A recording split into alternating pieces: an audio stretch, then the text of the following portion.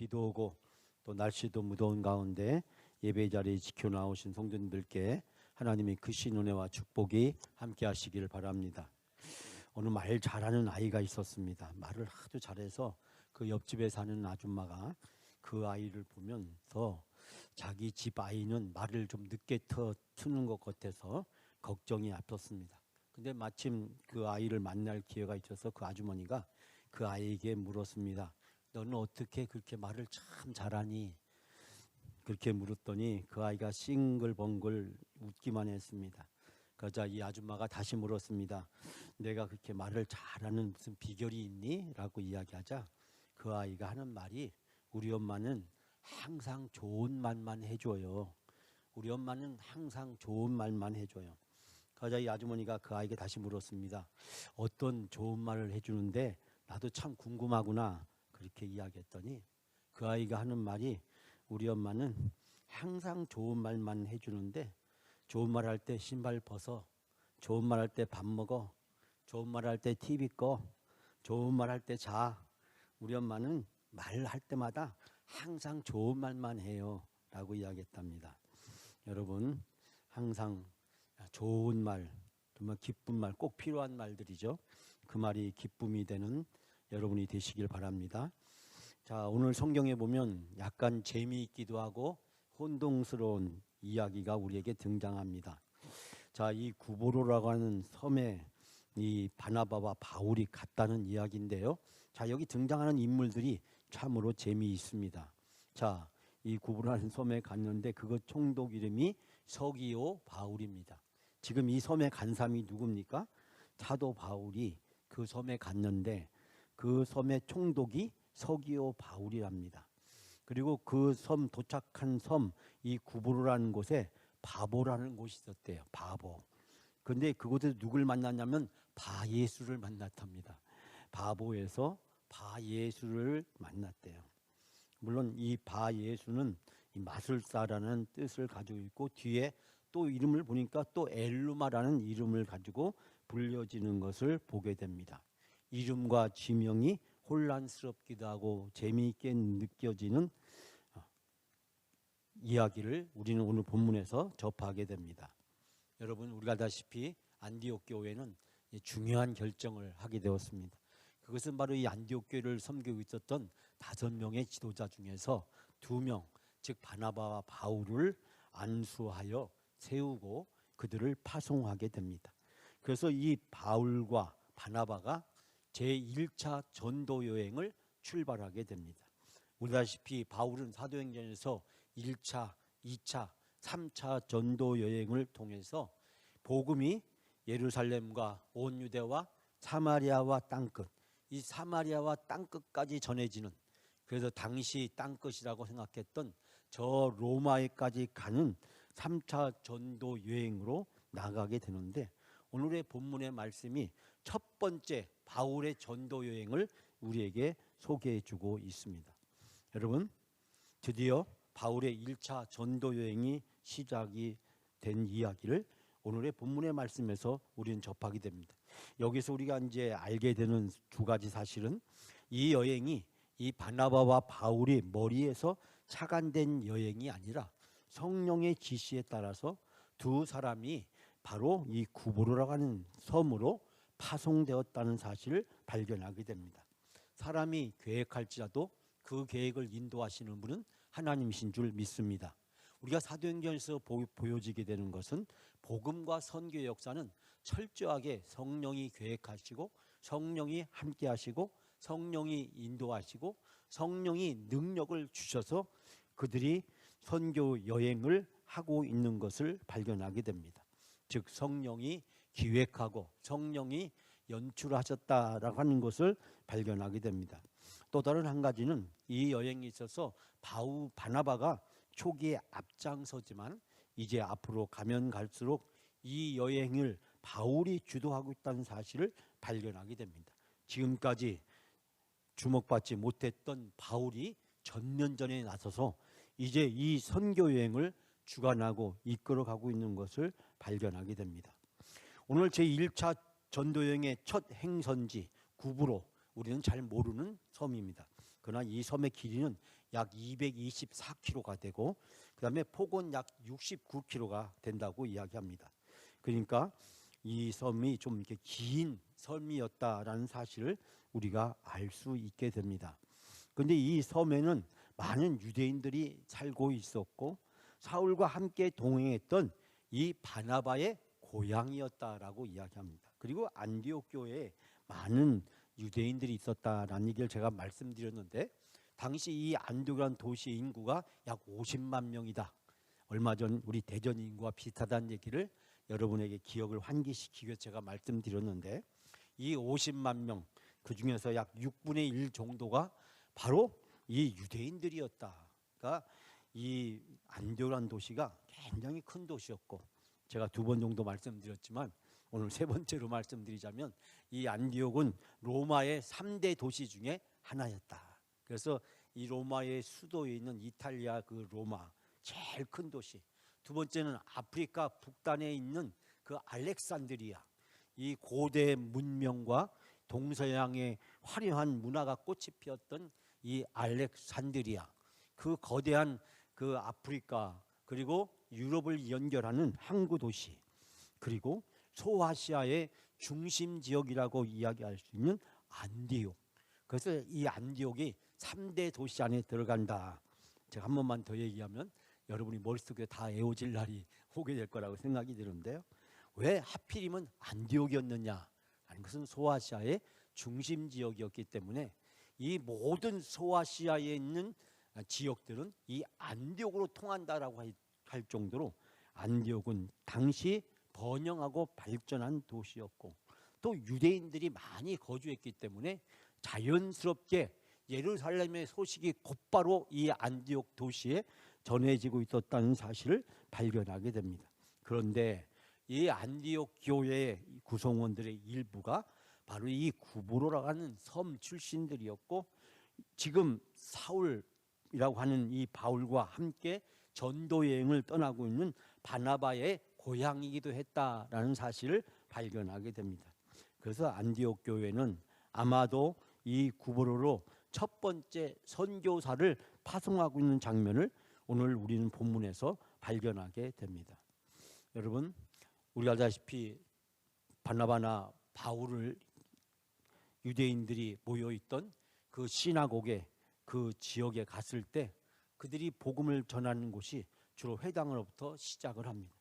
물론 이 바울은 유대인들에게 경계와 핍박을 받기도 했고 또 예루살렘에서 탈출해야 했고 또 고향 다소에 가서 4년 동안 그가 훈련을 받는 기간이 거쳐야만 했지만 그가 기독교인들을 핍박을 했고 또 그가 다메섹 회심 이후에 담대하게 돌아선 그의 모습을 보고 유대인들이 상당히 이 바울에 대해서 분노와 적대감을 가지고 있음에도 불구하고 이 바울은 어느 도시를 방문하든지 먼저 유대인들이 모여있는 회당에 가서 복음을 전하는 모습을 발견하게 됩니다.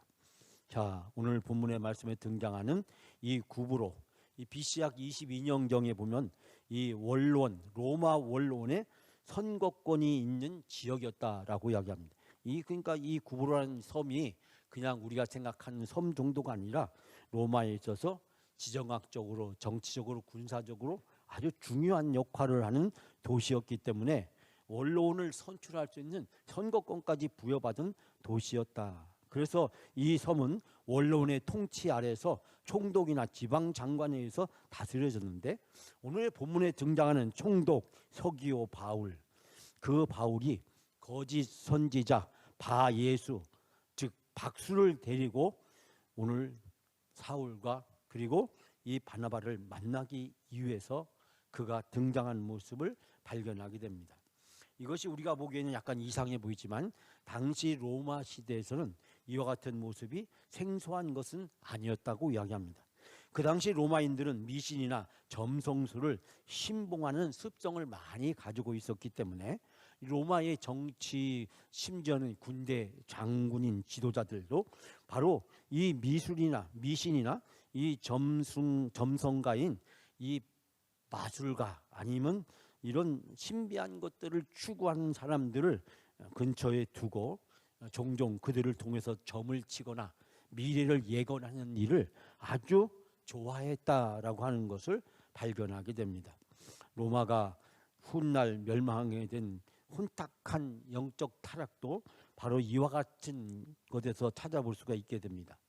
자, 여기서 등장하는 이 바예수, 또 바르 예수스라고 하고 이야기할 수 있는데, 예수의 아들 또는 여호수아의 아들이란 뜻을 가지고 있는 유대 이름입니다.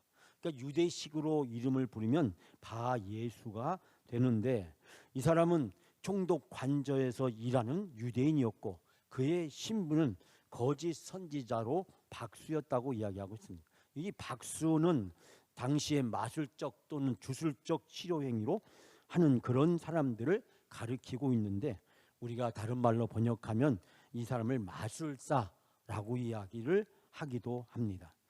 유대인들은 마술사라기보다는 이제 거짓 선지자라는 그런 이름으로 붙여지게 되는데, 이 사람은 자칭 하늘의 계시자로 행세를 하면서 이 총독 옆에 붙어서 많은 권한을 누리고 있었던 것을 발견하게 됩니다.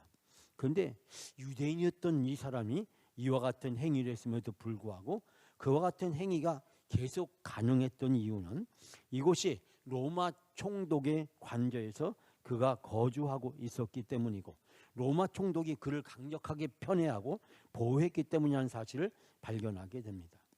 경건한 유대인들은 바로 이 거짓 선지자, 이 마술가들을 강력하게 처벌을 했음을 알게 됩니다. 레위기에 보게 되면 이 접신한 자 또는 박수무당을 음란하게 따르는 자들을 진노하고 그를 백성에서 끊으리라 라고 이야기했고, 또 이런 자들은 이 돌로 쳐서 죽이기도 했기 때문에 그런 위협에도 불구하고 유대인이었던 이 자가 이 총독 옆에 붙어서 총독의 비호를 받으면서 총독의 권력 속에서 많은 힘을 쓰고 있었던 사실을 발견하게 됩니다. 자, 우리가 이 8절 말씀 다 같이 한번 이 8절 말씀을 함께 봉독합니다. 이 마술사 엘루마는 이 이름을 번역하면 마술사라, 그들을 대적하여 총독으로 믿지 못하게 힘쓰니. 자, 여기서 우리가 보면 그들을 대적하여, 이 그들은 누구를 얘기하면 바나바와 바울을 얘기합니다. 이 바울과 바나바가 총독에게 복음을 전하고자 하자 이 마술사 엘루마는 이 다른 말로 이야기하면 아람어 또는 아랍어에서 온 표현으로 이야기하고 있습니다.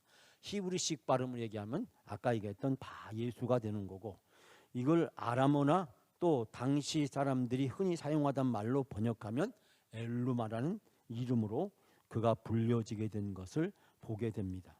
자, 이 사람은 바로 요술장이 이 마법사였고, 그래서 그는 총독이 이 바울과 바나바를 만나서 복음을 접하게 되는 일을 강하게 반대한 반기독교적인 모습을 그가 보여주고 있습니다. 총독 수하에서 상당한 이 부귀 영화를 누리고 있었고 그의 권력까지도 그가 누리고 있었기 때문에 만일 총독이 예수 그리스도 복음을 받아들이게 되면 자신이 지금까지 쌓아왔던 성과가 다 무너지고 이 총독을 통해서 얻었던 부당한 권한과 능력이 다 상실될 것을 그가 우려해서 길을 쓰고 총독의 길을 막으려고 했다는 사실을 발견하게 됩니다. 저는 원래 그 불신의 가정에서 제가 예수님을 믿었습니다. 아버님은 공무원이셨는데 결핵을 앓으셨습니다.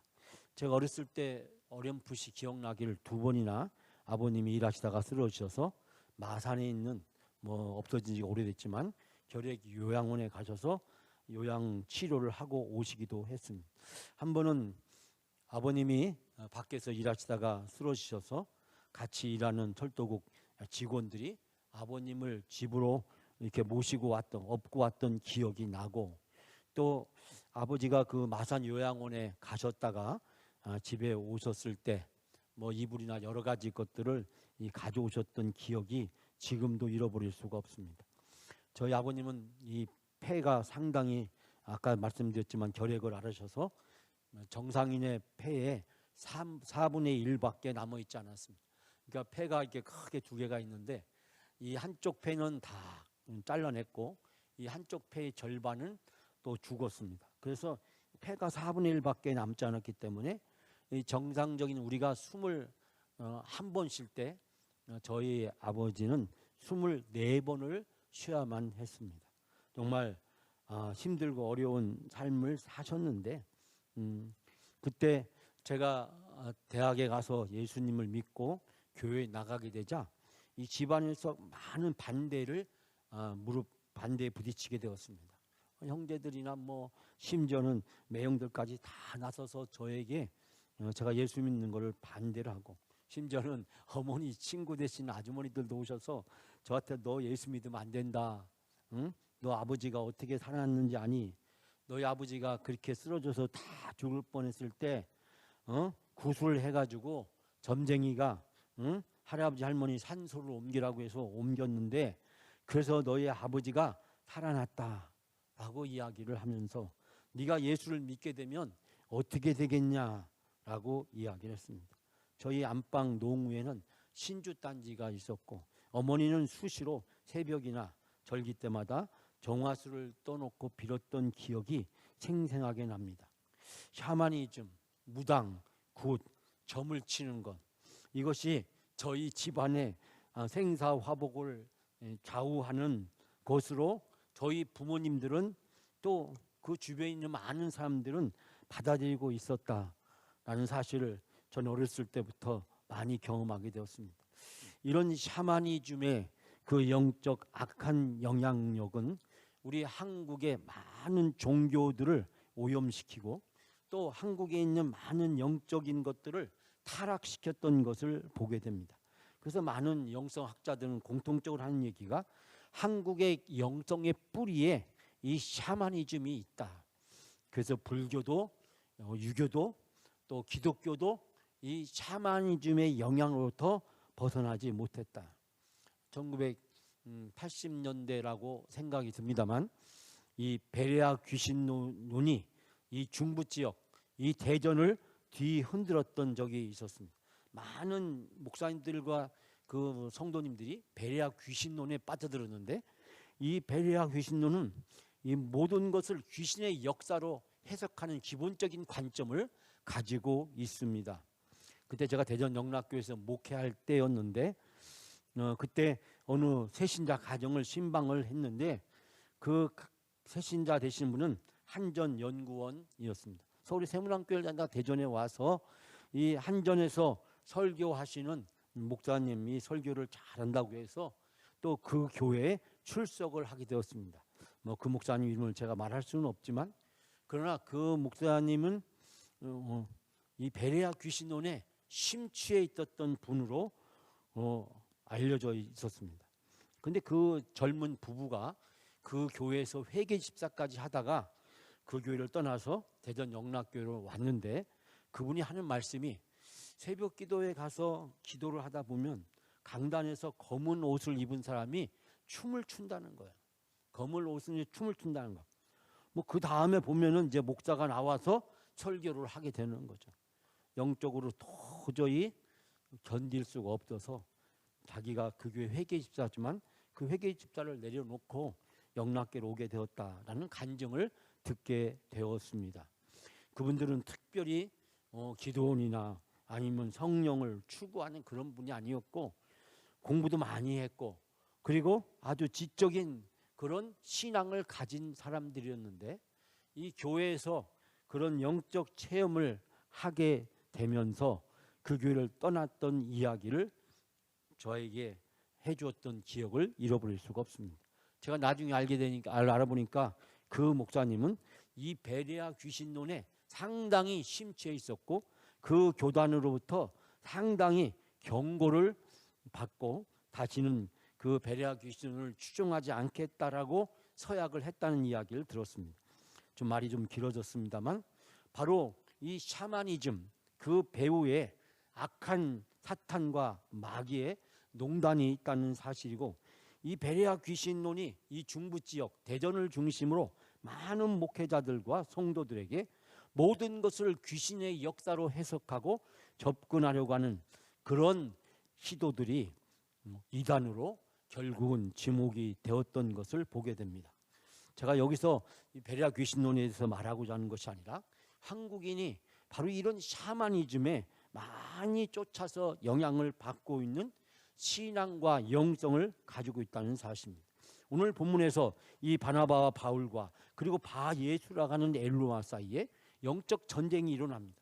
이 전쟁의 승패에 따라서 이 구브로 섬의 선교의 결과가 달라지게 되고 총독 서기오 바울의 미래가 결정되는 중요한 전쟁이었다는 사실을 발견하게 됩니다. 여러분, 이 전쟁은 어떻게 진행되고 있었을까요? 자, 우리가 9절 말씀 다 같이 함께 봅니다. 바울이라는 사울이 성령이 충만하여 그를 주목하고. 여러분, 여기서 이 바울이라고 하는 사울 이후로는 이제 사울이란 말이 더 이상 등장하지 않고 바울이란 이름으로만 불려지게 되는데, 여기서 이 사울이 이 엘루마 즉 바예수라고 하는 이 사람을 보면서 이야기하기를 성령이 충만해서 그를 주목했다. 여기서 이 주목했다란 말을 쉽게 번역을 하면 사울이 성령을 충만해서 마법사를 노려보고 말했다. 노려보았다. 다른 성경에 보게 되면 그 마술사를 쏘아보았다라고 이야기하고 있습니다.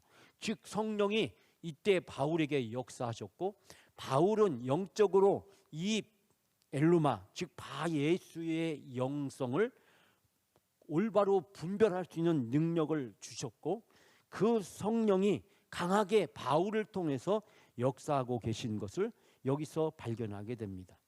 원래 이 사울이라고 하는 그 이름은 우리 알다시피 히브리식 이름이었고, 그리고 이 바울이라고 하는 이름은 헬라식 이름이었다라고 이야기합니다.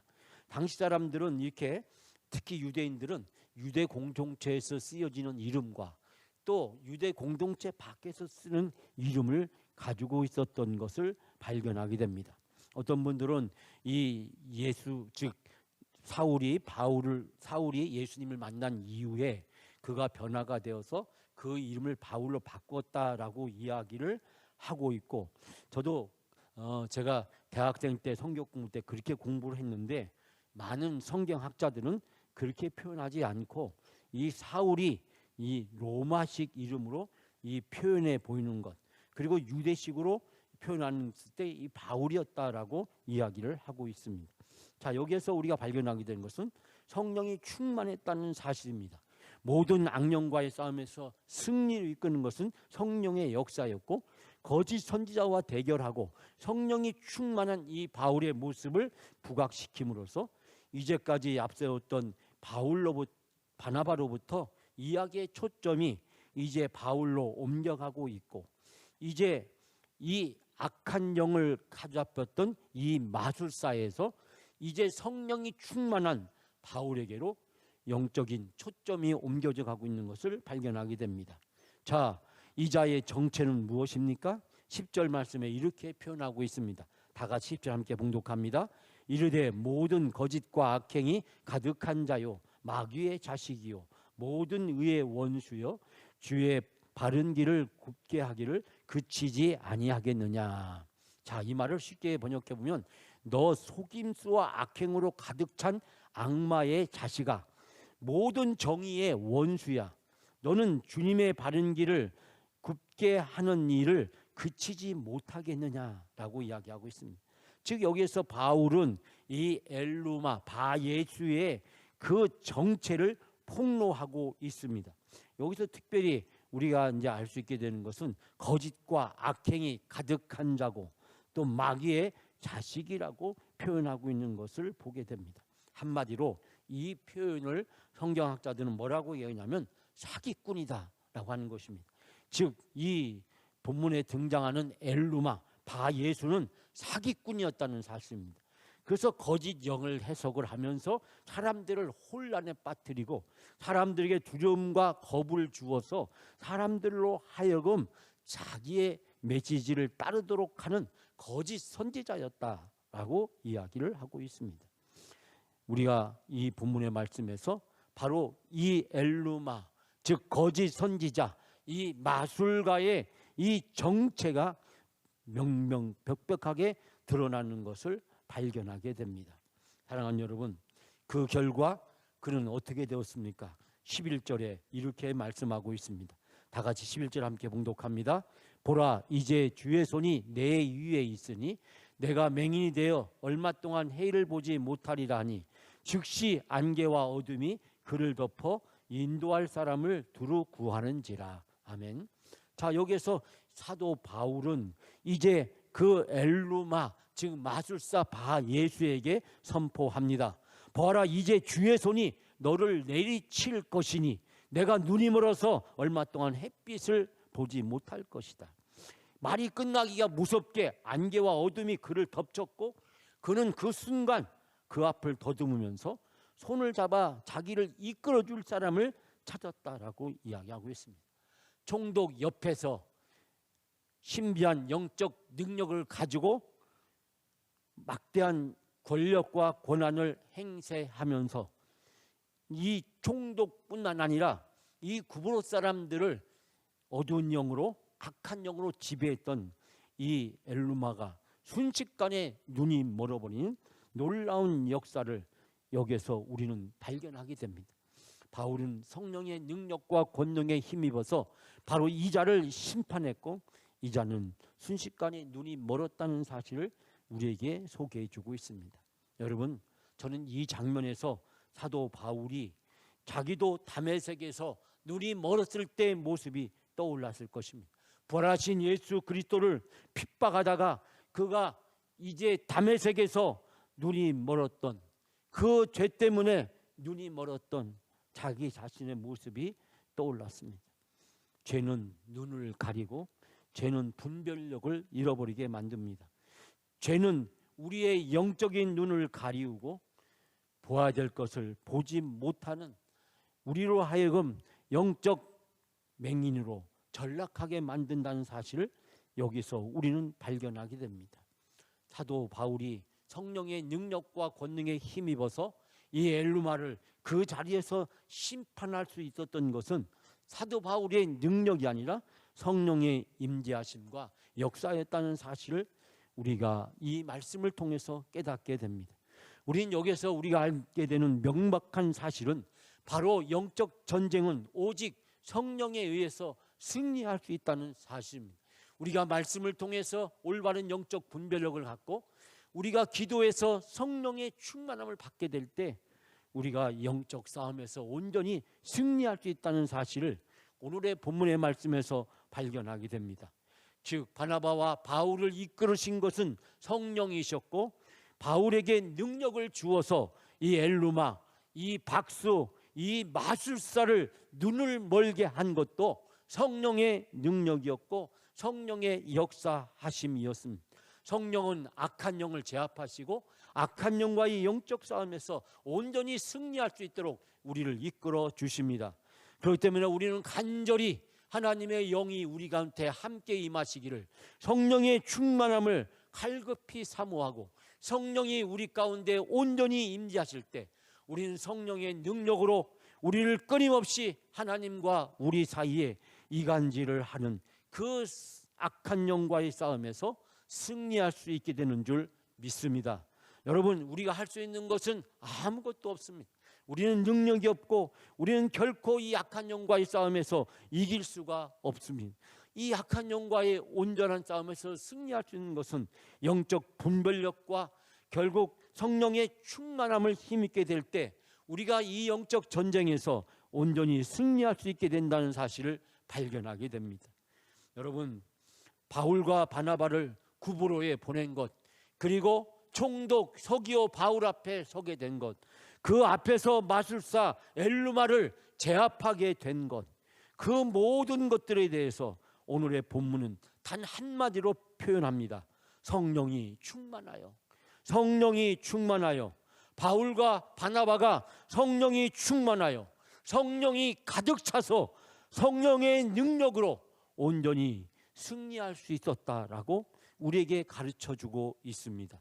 사랑하는 여러분, 교회의 진정한 회복은 성령의 능력으로 가능합니다. 우리의 힘으로, 우리의 방법으로, 우리의 노력을 뛰어넘어서 성령이 우리와 함께하고 성령이 우리를 주장하고 성령이 우리를 변화시킬 때 성령의 능력으로 교회가 놀랍게 회복되는 역사가 이루어지게 될 줄 믿습니다. 초대교회 선교의 역사는 성령의 역사였습니다. 성령이 함께 하셨고 성령이 인도하셨고 그 함께 하시고 인도하시는 성령님에게 순종했을 때 초대교회의 놀라운 역사가 일어났습니다. 사랑하는 여러분, 소원의 항구 천국을 향해서 걸어가는 우리의 걸음마다 우리가 행복성을 부를 수 있으려면 성령의 능력에 힘입어야 됩니다. 그래서 악한 영과의 싸움에서 승리하게 될 때 우리가 온전히 우리의 입술을 통해서 하나님의 승리를 경험하게 되고 하나님께서 우리에게 주시는 풍성한 은혜와 축복을 누리게 될 줄 믿습니다. 우리 교회가 성령이 충만한 교회가 되고 우리 영광 성도들이 성령이 충만한 성도가 되어질 때 성령의 능력으로 온전히 승리하는 우리 교회 성도가 될 줄 믿습니다. 오늘도 성령을 간절히 사모하시고 구하시며 성령의 인도하심에 따르시는 여러분의 발걸음이 되시기를 주님의 이름으로 축복합니다.